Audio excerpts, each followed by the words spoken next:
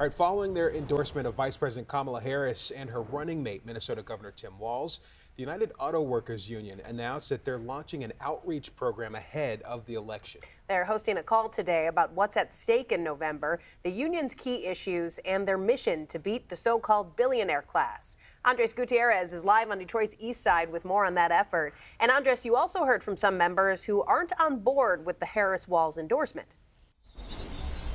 I did indeed, Shayna. The UAW is calling this their most ambitious political program in decades to get Kamala Harris elected. But on the flip side, there is the Auto Workers for Trump 2024. Let me show you.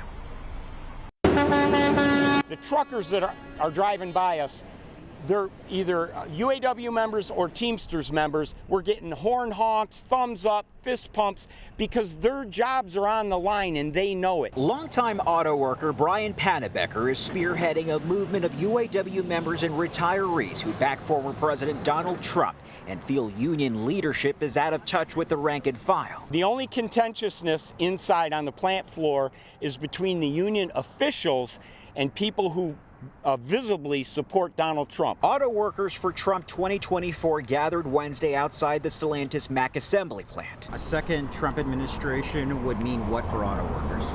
For auto workers, I think it would mean more job security. So when Trump was in office initially, I've had the best year of my life and business-wise. I actually opened my business in 2020.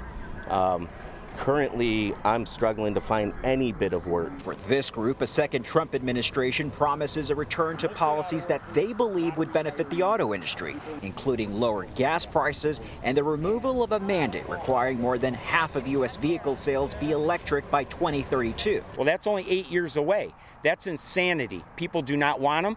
And I could take you on a tour around Detroit, right here where we're standing. Matter of fact, there's a lot full of electric vehicles right there. They're sitting there because nobody wants to buy them. But UAW President Shawn Fain thinks putting Trump back in the Oval Office would undo all the progress they've made so far. All they care about is the billionaire buddies and taking more wealth. And so this is a which side are you on election. And that's why working class people will vote for Kamala Harris and Tim Walz, because they're one of us. One retiree out here feels the UAW shouldn't even be involved in politics. You know, I understand you're paying for representation. I accepted that as a union member, but I didn't accept the fact that they're spending my union dollars for their promotion of political candidates.